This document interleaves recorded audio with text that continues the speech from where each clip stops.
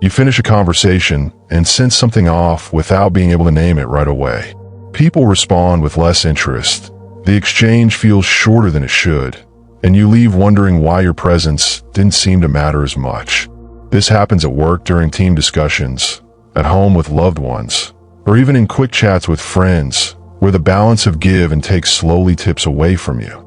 The frustration builds quietly because respect isn't announced. It just slips away over time. Stoicism addresses this head-on by pointing to one specific way we handle our words that quietly undermines how others value us. If this description matches what you've been feeling, take a moment right now to like this video and subscribe to the channel. That way, more clear Stoic guidance like this will reach you when you need it most. Number 1. Recognizing the exact behavior that steals respect. The behavior in question is simple yet persistent. Jumping in and interrupting others before they have finished expressing their full thought. It rarely feels aggressive in the moment. You hear a few words, your mind races ahead to connect it to your own experience, and the words come out before the other person reaches their point.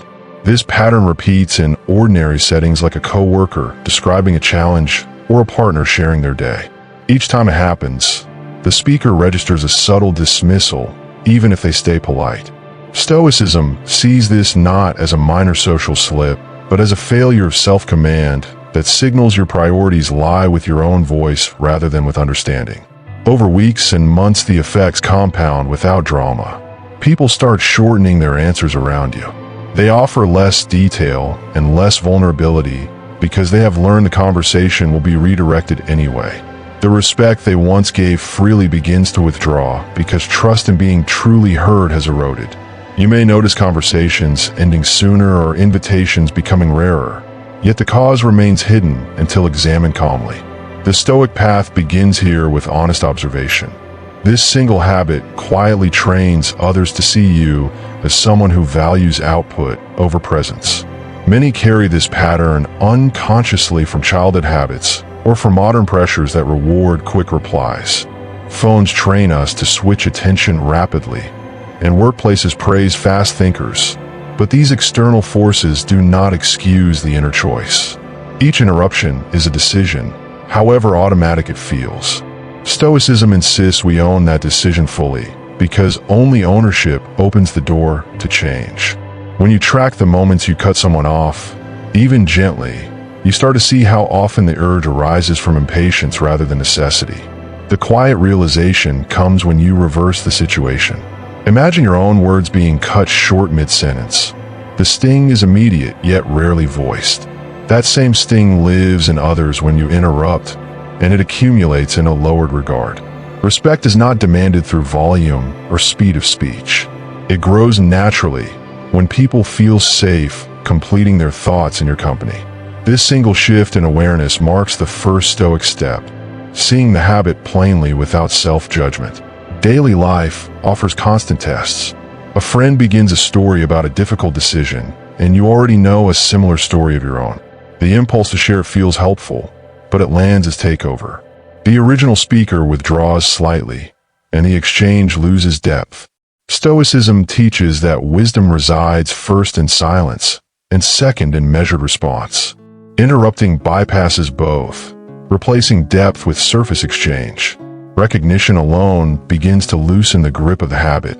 Once seen clearly, the behavior loses its invisibility. You catch yourself mid-sentence and pause. That pause is the seed of respect returning.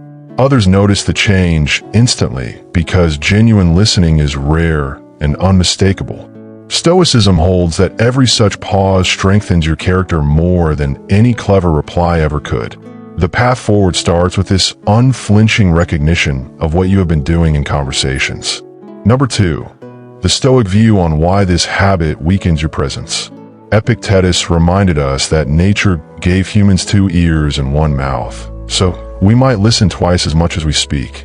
Interrupting reverses this proportion and signals a lack of alignment with nature itself. The Stoics measured a person's worth not by how much they said, but by how well they control the urge to speak. When you cut someone off, you declare that your thoughts matter more than their full expression. This declaration, repeated over time, chips away at the foundation of mutual respect because it violates the virtue of justice. Marcus Aurelius wrote that we should first seek to understand before seeking to be understood. The interrupting habit bypasses understanding entirely. It places your ego in the center of every exchange and crowds out the other person's reality. Over years, this creates a reputation that precedes you. Reliable in facts perhaps, but unreliable in presence. People stop investing emotional energy in conversations with you because the return feels diminished. Stoicism views this as self-inflicted harm because respect is the natural reward of practiced restraint. Seneca observed that anger and impatience often hide behind the mask of helpfulness when we interrupt. The mind races to fix or relate or correct before the other person has even finished stating the problem. This haste reveals inner turbulence rather than calm command. Others sense the turbulence, even if they cannot name it. They respond by offering less of themselves, protecting their own peace. The Stoic response is never to blame the listener, but to examine the speaker's own unsettled mind as the true source. The virtue of temperance applies directly here. Temperance is not only about food or drink, it governs speech as well. Interrupting is intemperate speech in action. It consumes the space another person needs and leaves no room for their wisdom to emerge. When you practice the opposite, full attention followed by deliberate response, you demonstrate mastery over yourself. Others feel that mastery and respond with increased regard because they recognize a person who has earned the right to speak. Stoicism teaches that external respect flows only after internal order is established. The habit of interrupting keeps internal order impossible because it feeds the illusion that every thought must be voiced immediately. When you break the habit, you reclaim the space between impulse and action. That space is where character is forged. People begin to trust your words more precisely because they know those words have been weighed rather than blurted. In the end, the Stoic view is unflinching. This single behavior reveals whether you rule your tongue or whether it rules you. Respect cannot be negotiated or demanded. It appears naturally around those who have first subdued their own impatience. The ancient philosophers lived this truth in their daily interactions, and the same truth remains available today for anyone willing to practice it consistently. Number 3, the hidden cost to your character and relationships. Each interruption slowly reshapes how you see yourself. You begin to believe your perspective is the most urgent in every room. This belief feels empowering at first, but quietly isolates you because genuine connection requires equality. Over time, the isolation registers as loneliness even when surrounded by people. Stoicism calls this a corruption of the soul because a soul trained in haste cannot cultivate the deeper virtues of patience and empathy. Relationships suffer in measurable ways.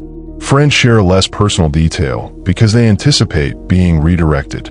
Partners stop discussing complex feelings because the conversation never reaches full depth. Colleagues withhold strategic insights in meetings because they have learned their input will be preempted. The loss compounds silently until the pattern becomes the new normal. You may feel respected on the surface while the deeper regard has already departed.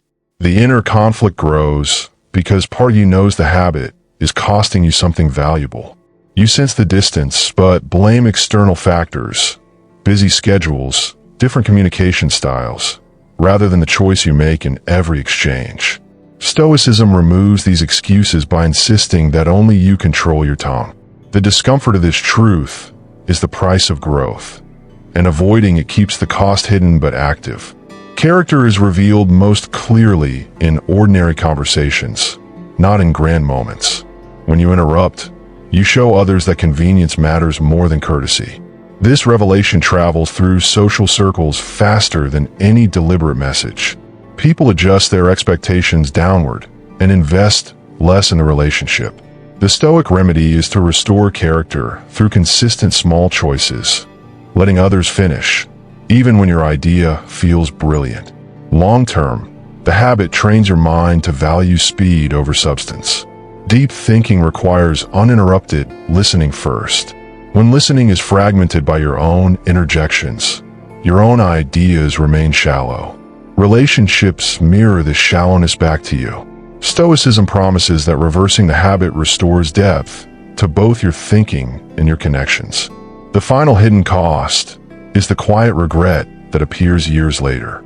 You look back at conversations that could have been turning points, advice you missed, bonds that could have strengthened, and realize your own voice drowned them out. Stoicism urges us to act before regret arrives. The present moment always offers the chance to listen fully and let respect rebuild naturally through that single disciplined choice. Number 4. Practical techniques from Stoicism to overcome it. Begin each conversation with a silent commitment. The other person speaks until they signal completion.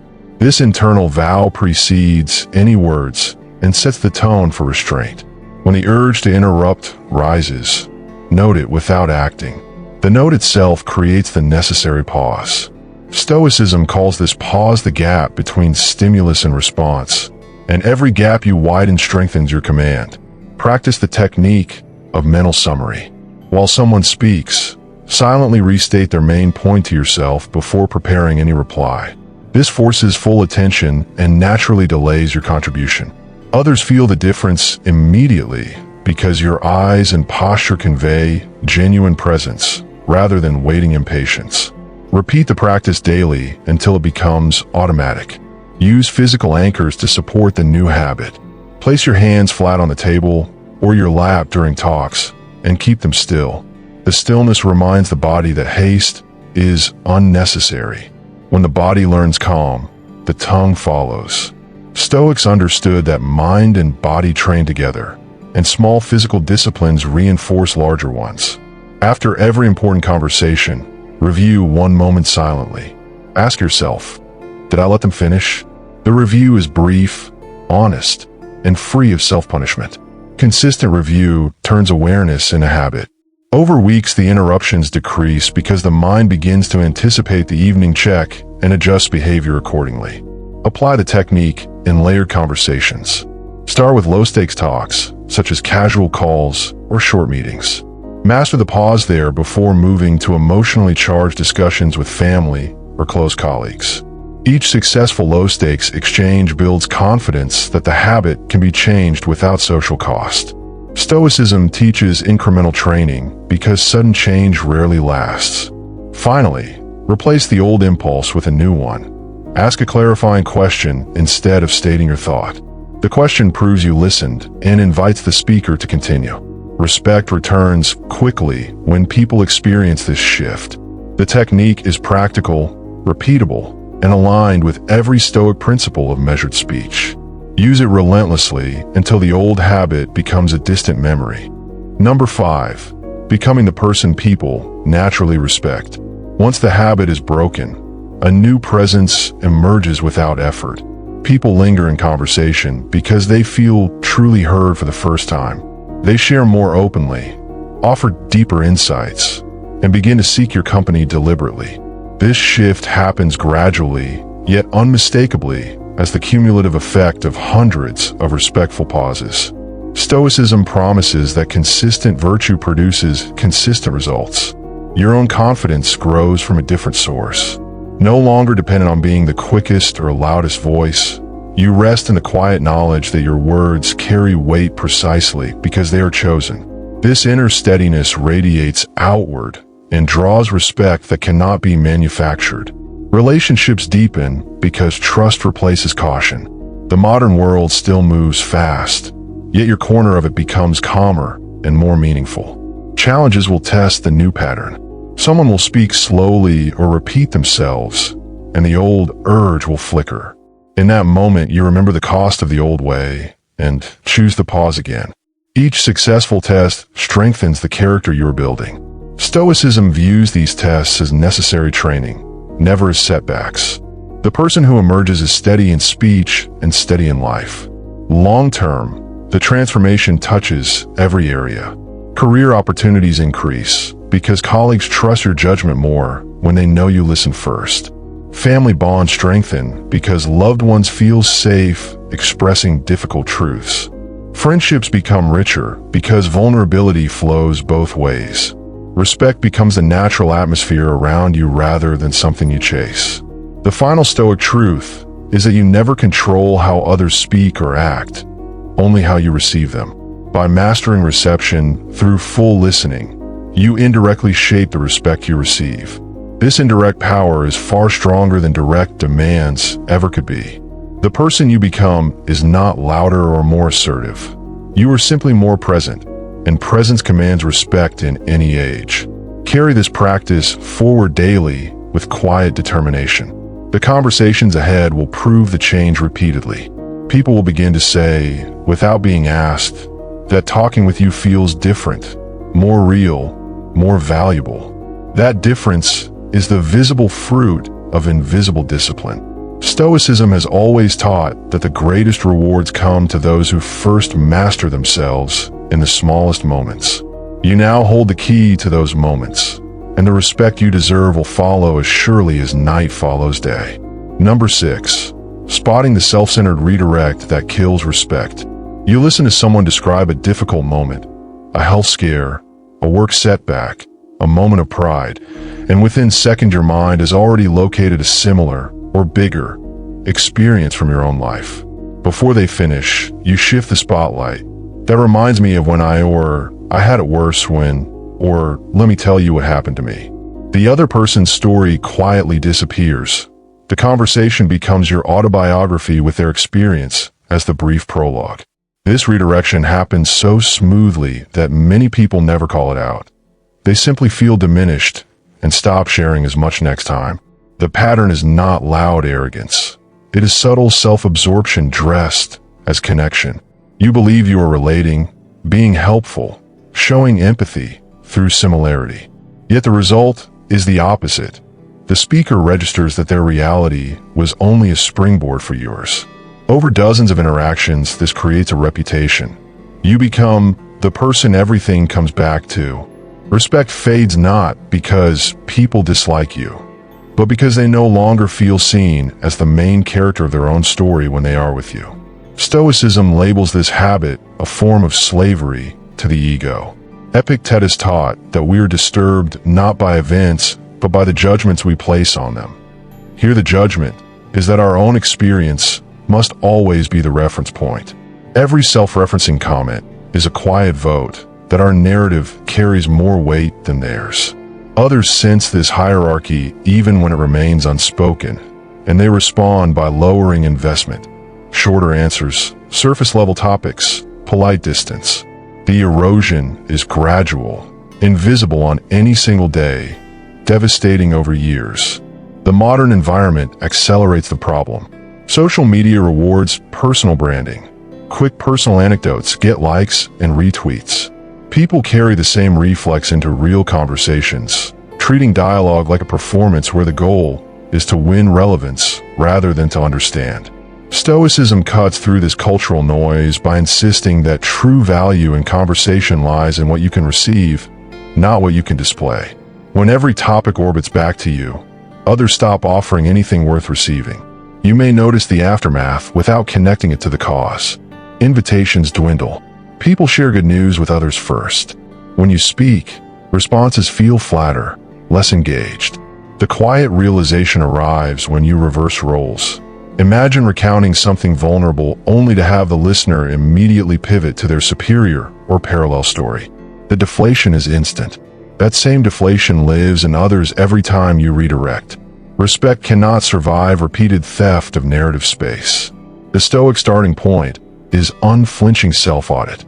For 1 week, after every significant conversation, write down how many times you turn the topic toward yourself. No excuses, no softening language, just the count. The number will likely surprise you. That number is the precise measure of how often you have trained people to see you as audience rather than equal participant. Recognition without defense is the only soil in which change can grow. Number 7. Why the Stoics considered this habit a direct attack on justice. Marcus Aurelius wrote, "Do not be overheard complaining, even to yourself." The same principle applies to not making yourself the center of every narrative. Justice, in Stoic terms, is giving each person their due. When someone shares their experience, what they're due is space, attention, and the dignity of remaining the subject of their own story for its full duration. Redirecting to yourself denies them that due portion and claims more than your share. It is injustice practiced in small, daily doses. Seneca warned against the man who wishes to seem rather than to be. Constant self-referencing is exactly this: the desire to appear knowledgeable, resilient, experienced, rather than the quieter work of actually being present for another human being. Others feel used as props in your self-portrait. The more often it happens, the less they believe your interest is genuine. Trust dissolves, and with trust goes respect. Stoicism views this as self-sabotage because you lose far more than you gain from every stolen spotlight. The vice here is closely tied to vanity, which the Stoics ranked among the most subtle and dangerous because it masquerades as virtue. You tell yourself the redirection is bonding, we're the same, teaching, I can help, or humility, I'm just sharing. Yet the outcome contradicts the intention. The other person feels smaller, not closer. Epictetus would call this a confusion of what is up to us. We control whether we let their story stand. We do not control whether they admire our parallel story. Choosing vanity over justice costs us the very regard we crave.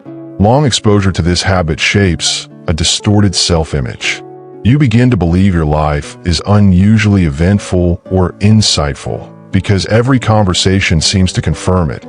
Yet the confirmation is artificial, manufactured by your own redirection. Others withdraw their authentic reactions, leaving you with an echo chamber of your own voice. Stoicism insists on measuring ourselves by actions, not by the reflected glory we force from others. When the mirror is cracked by self-focus, the reflection becomes worthless. Respect is never owed. It is earned through consistent demonstration that another person's inner world matters independently of yours.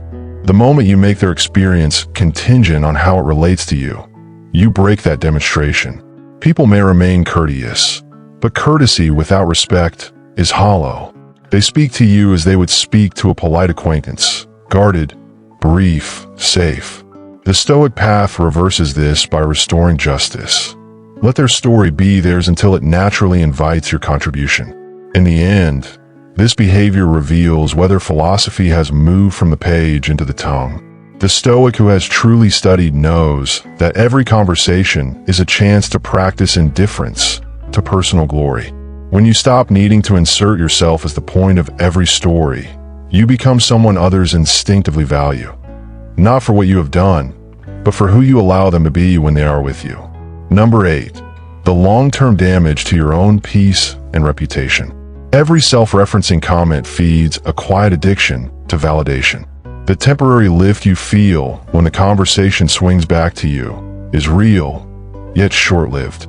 Like any addiction, it requires larger and larger doses, bigger stories, more dramatic parallels, until even you sense the emptiness behind it. Stoicism teaches that peace comes from alignment with nature, not from perpetual self-assertion. The habit creates inner friction that accumulates into restlessness you cannot name. Your reputation hardens into something brittle. People describe you as always having a story, or someone who can relate everything to himself. These are not compliments. They signal that others have learned to edit their sharing around you. Deep disclosures go elsewhere. You receive the polished, safe version of their life. The loss is invisible on the surface. You still get invited, still chat, but the quality of connection steadily degrades until loneliness arrives dressed as busyness. The mind itself suffers. Constant redirection trains attention to leap towards self rather than rest on the present speaker. Deep listening becomes harder. Your thoughts interrupt even when your mouth stays closed. Stoicism regards this as a form of inner exile. You are no longer fully where you are. Conversations lose their restorative power because you never truly enter them. Over years, the habit quietly stars the part of you that grows through genuine encounter. Regret arrives in ordinary moments. A friend later tells you something important they never shared with you before. A colleague credits someone else for insight you could have offered if you had listened instead of redirected. These missed opportunities pile up, each one a reminder that your own need to be central costs you access to other people's real worlds. Stoicism urges action before the pile grows higher. Break the cycle while the damage is still reversible. Social capital erodes without fanfare. People stop seeking your perspective because they know it will arrive wrapped in self-reference. When advice is needed, they turn to those who listen first and speak second. You become peripheral in the very circles where you once felt central. The Stoic response is never self-pity, but correction. Return the center to where it belongs, in the person currently speaking. The deepest damage is to character. A person who habitually recenters every story on himself cannot practice the cardinal virtues fully. Courage without humility becomes bravado. Wisdom without restraint becomes lecturing. Justice without fairness becomes self-service. Stoicism holds that character is built or broken in the small, repeated choices of daily speech. Choose differently, and the man others respect begins to emerge, not louder, but steadier. Number 9. Stoic exercises to break this self-referencing reflex. Begin with the simplest discipline, the 3-breath rule. When you feel the impulse to relate their story to yours, take 3 slow, conscious breaths before speaking. Use those breaths to ask silently, is this about helping them understand themselves, or about helping me feel relevant? Most times the answer is clear. The pause alone often dissolves the urge because the moment passes and their story continues without your insertion. Adopt this silent completion practice. In every conversation, commit to letting the other person reach a natural pause or explicit signal, what do you think, before you speak. If your mind races ahead with a personal connection, write it mentally on an imaginary shelf to be retrieved only if they ask for your experience later. The shelf technique externalizes the impulse and reduces its power. Stoics use similar mental imagery to separate impulse from action. Reframe contribution as curiosity rather than similarity. Instead of "that happened to me too," train yourself toward open questions. What was the hardest part of that for you? Or how did you decide what to do next? These questions keep the spotlight on them and prove interest more convincingly than any personal anecdote ever could. Curiosity is infinite. Self-reference is finite. Choose the infinite option repeatedly. Keep a daily tally, not of successes, but of near misses. Each time you catch the redirect impulse and stop it, mark a single tally. The number itself becomes a quiet source of satisfaction because it measures discipline, not performance. Share the tally with no one. The practice is for your own character, not external approval. Over weeks, the tallies rise, the impulses weaken, and conversations deepen naturally. Practice deliberate asymmetry in low-stakes settings. Choose one interaction a day, coffee with a colleague, call with a relative, where your sole purpose is to remain audience. No advice, no parallels, no redirection, just presence and follow-up questions. Afterward, note how the other person's energy changed when they received full space. The felt difference becomes your strongest reinforcement. External results persuade faster than theory. Finally, end each day with a 2-sentence review.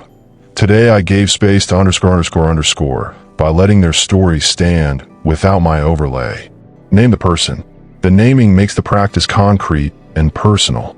If you cannot name anyone, the day was lost to the old habit.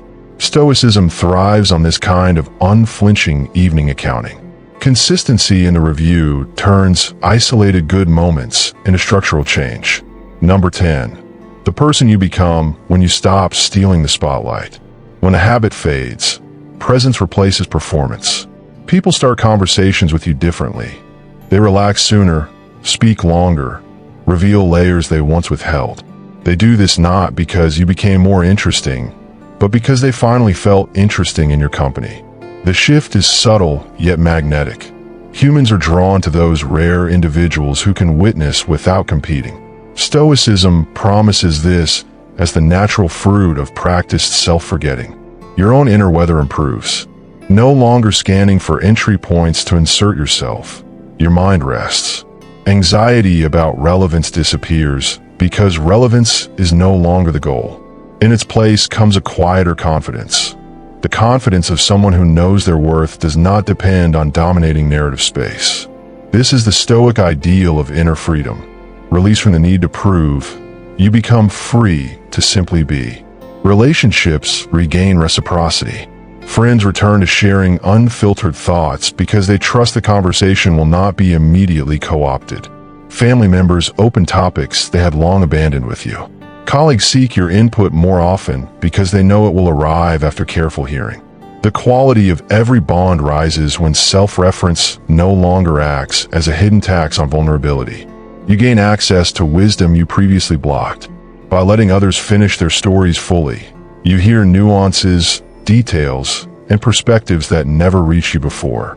Their experiences become real teachers rather than brief setups for your own lessons. Stoicism teaches that the universe speaks through other people if we are willing to listen without hijacking the message. The habit of full reception reopens that channel. Social reputation transforms without effort. People begin to say, "He really listens," or "Talking to her feels different."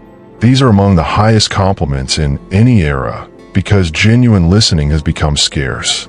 You do not need to advertise the change.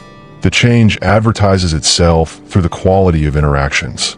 Respect arrives as a byproduct of character, never as its target.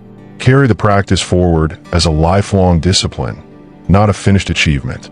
The old reflex will flicker on difficult days, fatigue, insecurity, excitement. And each flicker is another chance to choose differently. Stoicism never promises perfection, only progress through vigilant return to principle. Return often enough, and the man or woman who emerges is someone others instinctively seek out, trust deeply, and quietly admire. Not for stories told, but for space given. That is the respect worth having, and it lasts.